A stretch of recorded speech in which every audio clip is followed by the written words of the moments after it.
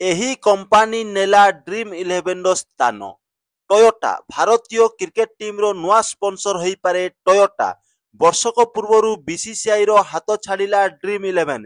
ନୂଆ ଆଇନ ଯୋଗୁଁ ପ୍ରଚାର ପ୍ରସାରଠୁ ବି ଦୂରେଇ ରହିଛି ଏହି କମ୍ପାନୀ।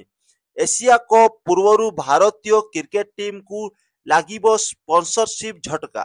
ଅନଲାଇନ୍ ମନି ଗେମ୍କୁ ନେଇ ଦେଶରେ ପ୍ରଚାର ପ୍ରସାରକୁ ନେଇ ଭାରତରେ କଡ଼ାକଡ଼ି ହୋଇଛି ଆଇନ।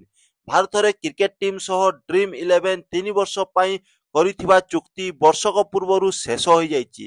2023ରେ ବିସିସିଆଇ ସହିତ 3 ବର୍ଷର ସ୍ପନ୍ସରସିପ୍ ଡିଲ୍ କରିଥିଲା ଡ୍ରିମ୍ ଇଲେଭେନ୍।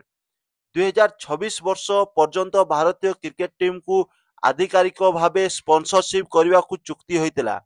ୟାରି ଭିତରେ ଦେଶର ସଂସଦରେ ପାରିତ ହୋଇଯାଇଛି ଅନଲାଇନ୍ ଗେମିଂ ବିଲ୍ 2025ରେ, ଯେଉଁଥିରେ ଅନଲାଇନ୍ ମନି ଗେମ୍କୁ ନେଇ ଦେଶରେ ପ୍ରଚାର ପ୍ରସାରକୁ ନେଇ ଭାରତରେ କଡ଼ାକଡ଼ି ହୋଇଛି ଆଇନ। ଫଳରେ ଏଭଳି ନିଷ୍ପତ୍ତି ନେଇଛନ୍ତି ଡ୍ରିମ୍ ଇଲେଭେନ୍ କର୍ତ୍ତୃପକ୍ଷ।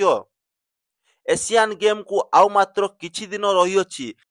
ୟାରି ଭିତରେ ଯଦି ଭାରତୀୟ ଦଳକୁ ଯୋଗାଡ଼ ନ ହୁଏ ସ୍ପନ୍ସରସିପ୍, ବିନା ସ୍ପନ୍ସରରେ ମଇଦାନକୁ ଓହ୍ଲାଇବେ ଭାରତୀୟ ଦଳ।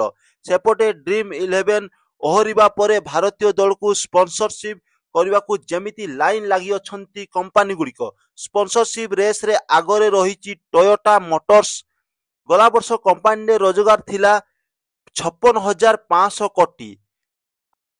ଏହା ବାଦ Tata group, Jio digital platform ଏବଂ telecom industries, Amazon, Flipkart, Zerodha, Angel One ଏବଂ ଗ୍ରୋ ଭଳି ଫିଟନେସ୍ କମ୍ପାନୀ ବି ରେସ୍ରେ ଲାଗିଛନ୍ତି ଡ୍ରିମ୍ ଇଲେଭେନ୍ର ସ୍ଥାନ ପାଇବା ପାଇଁ, ଯେଉଁମାନେ କି ବର୍ତ୍ତମାନ ସୁଦ୍ଧା ଇଣ୍ଡିଆର ସ୍ପନ୍ସରସିପ୍ ପାଇଁ ଘୋଷଣା ହୋଇନାହାନ୍ତି।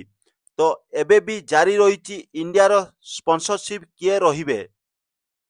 ଯଦି ଭିଡ଼ିଓଟି ଭଲ ଲାଗିଥିବ ଦୟାକରି ଚ୍ୟାନେଲକୁ ସବସ୍କ୍ରାଇବ୍ କରିବେ, ଲାଇକ୍ କରିବେ ଏଣ୍ଡ ବେଲ୍ ଆଇକନ୍କୁ ପ୍ରେସ୍ କରିବେ ଆଉ ଭିଡ଼ିଓଟିକୁ ସେୟାର କରିବେ।